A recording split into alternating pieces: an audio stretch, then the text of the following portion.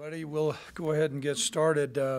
First of all, it's an exciting day for the Cowboy football program. We added 5 players today, so the total number of student athletes that we have signed this year are 24. During the course of developing our recruiting matrix, we wanted to have the lion's share of our class signed on the early signing date, and then have a certain number of scholarships left. And I think our staff did an excellent job as far as going out and identifying guys, a positional need that were going to be important for us to fill. And then this second signing date was really super. Sometimes you have surprises, and today there were no surprises. A lot of these guys that we signed today were heavily recruited. They had a lot of options, and they held to their commitments. So we're really pleased. I'm going to just go ahead and talk about a couple guys alphabetically. Alfonso Andrews, a running back out of St. Louis, really an explosive player. An excellent high school football program. They were very successful and a heavily recruited player. Now, that doesn't necessarily mean they're all going to be great, but he did have a lot of options. The type of back that we think is really going to be complementary to our offense, which is going to be important. Alonzo Hall, a big, tall defensive tackle prospect, 6'5", 230 pounds. He does play defensive end. He runs extremely well. We're really excited. We call him Philly, and we're certainly excited about him. He initially resided in Philly, so everybody calls him Philly. So it'll surprise some people every once in a while when I refer to him as Alonzo. But we're really excited about Alonzo and what he's going to bring to our defense. He's certainly got a lot of room to grow, and we plan on adding some lean muscle mass onto him in the weight room. DeWyan McNeely is a guy that we had recruited for a long, long time, a running back from Modesto, and really an outstanding program.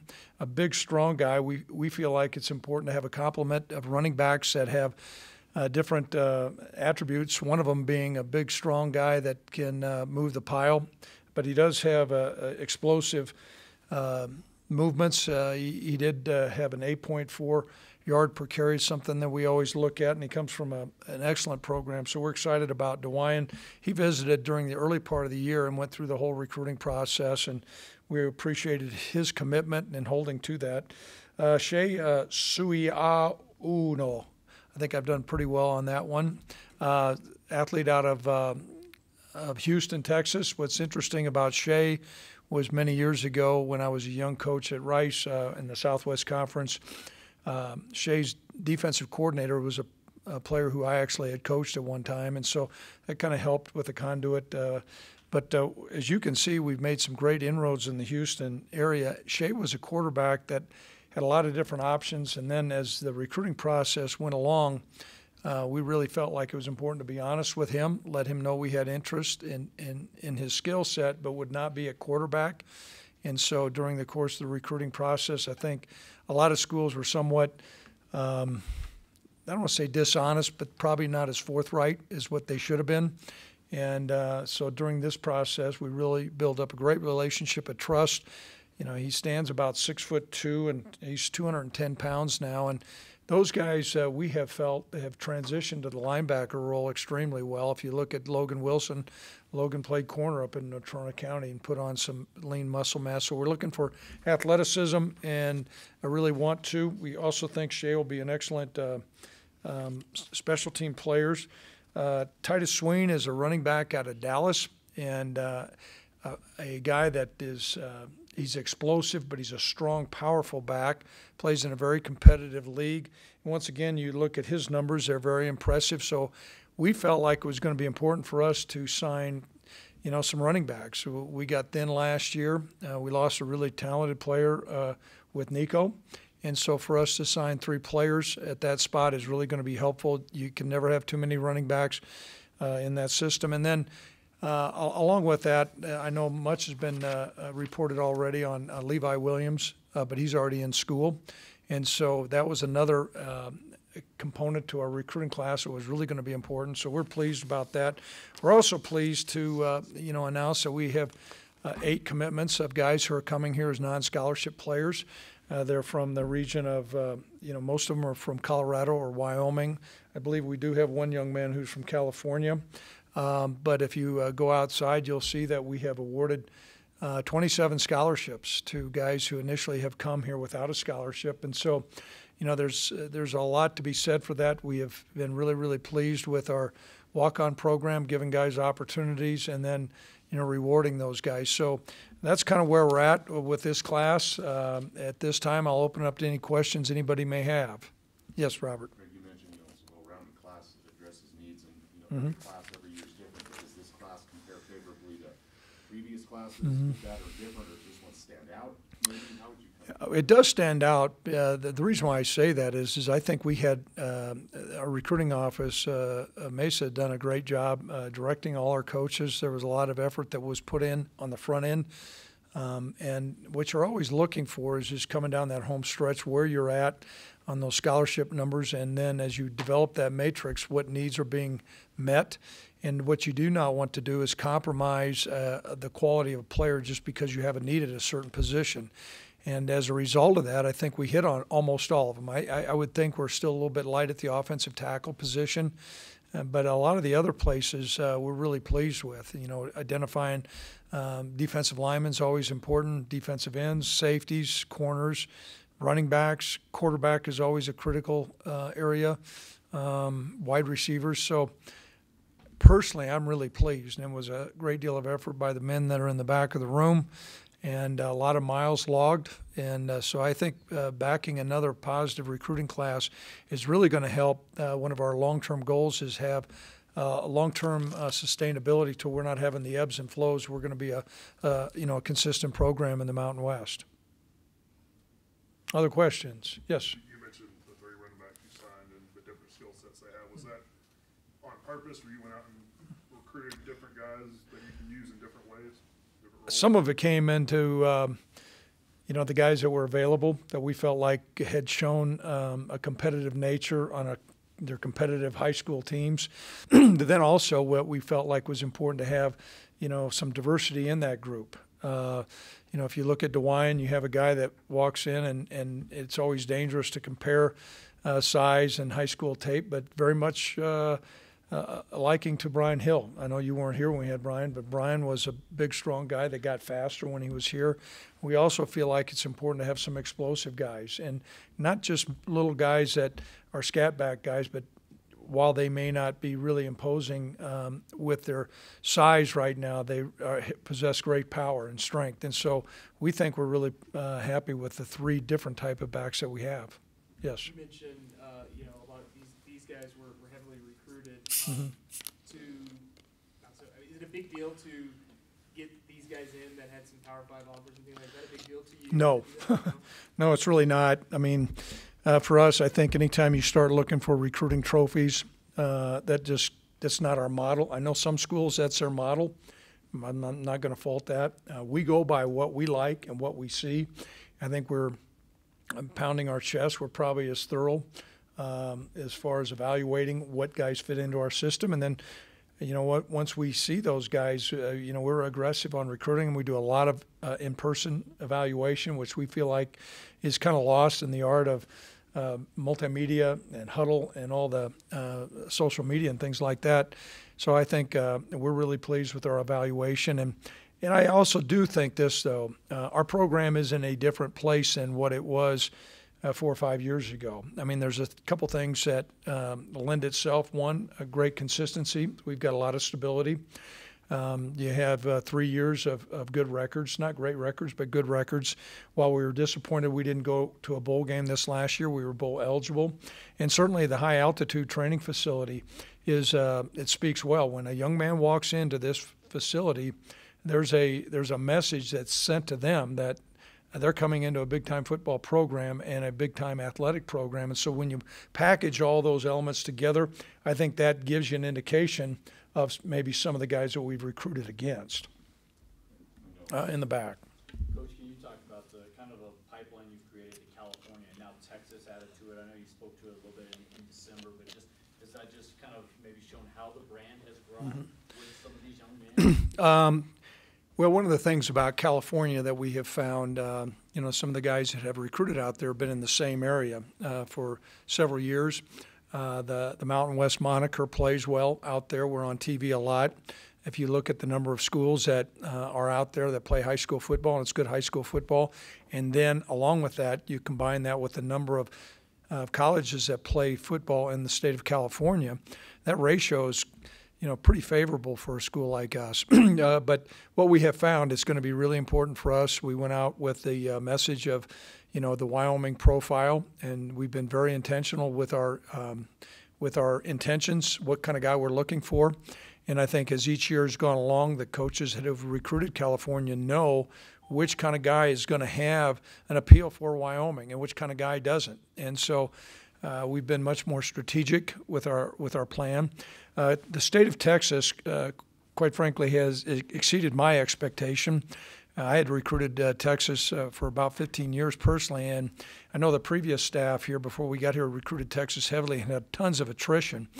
And I think in the combination of, once again, how young men view the Mountain West Conference, there's something about the state of Texas. I know I kind of joked with Mike Grant, who recruits Houston, and I saw more pickups down in Houston that were four-wheel drive dualies with cattle guards, and they're downtown on I-10. It makes no sense, but they like trucks. And so I think that there's some feeling of liking the Cowboys. And so that with a combination of a lot of connections that we've had, and we rekindled those, that area turned out to be very profitable, I would say.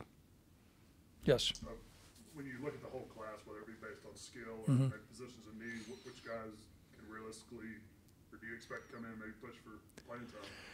Well, there will be a couple that push for playing time, but I do think that the depth and breadth of the class indicates that there's going to be each one of those guys going to get a hard look, and that's not rhetoric. There's a lot of them that bring a lot to the table. Our decision to play a freshman comes down to three-pronged things. First of all, we need to have a positional need. And the NCAA, when they modified the redshirt rule, being able to have 4 games, that lent itself right away to some guys who may be more special team players. Then the next component that you look at, do they have athleticism? Are they athletic enough to be able to go out and compete and win at the Mountain West Conference level? The third component is a component that many times gets lost in all this is their emotional maturity. We may have a positional need. There may be a skill set that we could use, but freshmen a lot of times just are not ready for the rigors of college football. I know when I played, freshmen were ineligible, and I think that there's still merit for that. And so we'll make a measured decision which guys we play. That's sidestepping your question. I think your question is very valid, but I do want you to know we like the breadth and the athleticism throughout this class. Yes, Robert. Still have one scholarship left. Yeah, we have the NCAA allows you to have 85 guys on scholarship, and you can at the most sign 25 initials. And so we still have a 25th player. We will either look to sign that within our current squad, or a lot of times there's something that does become available, i.e. a late qualifier or sometimes a transfer. In today's world with grad transfers, those are also out there, but that is not something that we have targeted right now. Yes? Levi, getting in on him with Houston making the coaching change, how did that happen? Right. Well, here's a case in point. We were just completing our national coaches convention, and there was a period where coaches could not go out. And during that time, I was in meetings and things of that nature, and as opposed to returning back to Laramie and then flying to Dallas, I chose just to stay in San Antonio and drive up. And Brent Vegan had gotten in touch with me and said that he had been informed that his high school coach had said that there'd been a coaching change at the University of Houston. The match wasn't quite right. And would we be open at least to considering Levi? And so before we did anything, it was going to be imperative for us to get released and Levi to be in the portal. What really was helpful also was as a young assistant coach, I think I was 29 years old. I was at the University of Wisconsin and we recruited a option quarterback out of Texas City, Chris Ballard, who now is general manager of the Indianapolis Colts. Well, his high school quarterback coach was Levi's high school quarterback coach. And so I had mentioned to Coach Vegan, I said, you know, my connections with a lot of the high school coaches are gone past. Most of the guys I know have now either retired or they're athletic directors. And lo and behold, Coach Hill was a guy that there was a great connection. And matter of fact, I was on the phone with Chris Ballard today from the Colts. And so that really helped with a conduit. And then we got to find out, then we got the release. And as opposed to driving up to Dallas on Friday morning, I swung into San Antonio there and started the recruiting process.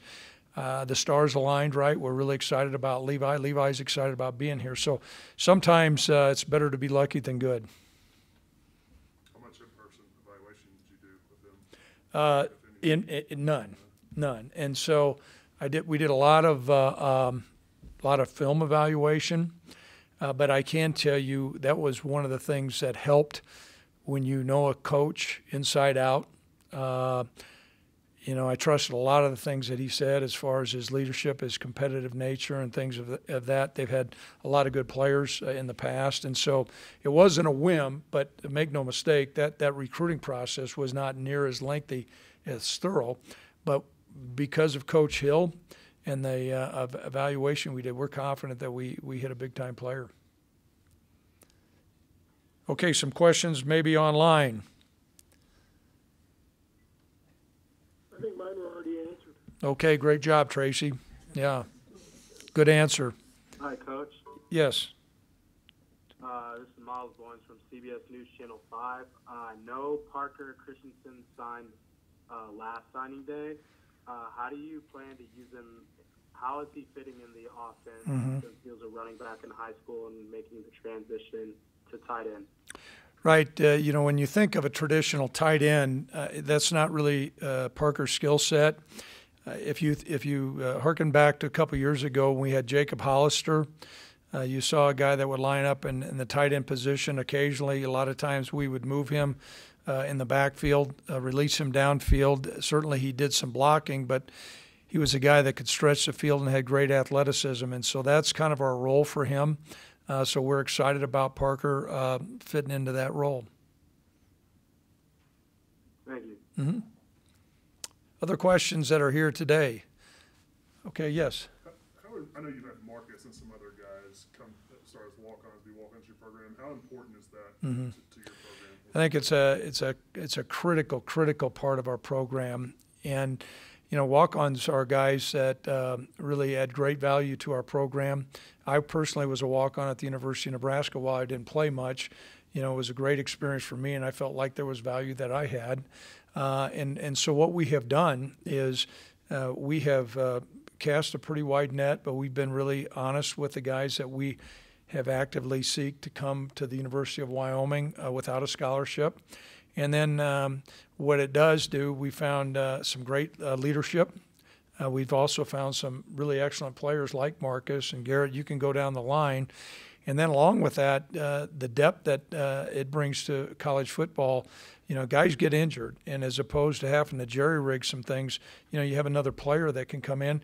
And then the other thing that you'll find is time and time again, the guy who's heavily recruited, you think they're going to be a great player, and you know what, for some reason they don't pan out. And then the guy that maybe be the overachiever in high school comes in and really continues to work hard. He has great work habits in the weight room. He goes out and practices hard. He continues to get better. And one of the two things happen. Either the guy that's heavily recruited starts upping his game because somebody's pushing him, or they get beat out. And, you know, the thing that we have told all our guys is if you're good enough, you're going to play. We're going to evaluate every one of you. I think we watch more tape in practice and scrimmages than most anybody else in college football. And so as a result, the cream rises to the top. And so what also is important, though, is if one of those guys reach that level that they deserve a scholarship, that's the very first place that we look to award a scholarship. And so we back up what we say, and that word spreads around. The one thing that we have found about the University of Wyoming, people in this area appreciate being plain spoken. They don't need bells and whistles and a quick sales guy. They just want somebody they can trust. And so, our body of work as far as utilizing those non-scholarship players and them getting on the field and then being rewarded scholarships has had a big, big impact. And that's one of the reasons why I think you're seeing those records begin to get moderated to where we're not having the big ebbs and flows. Any other questions? Okay, thanks a lot. Great to see everybody again.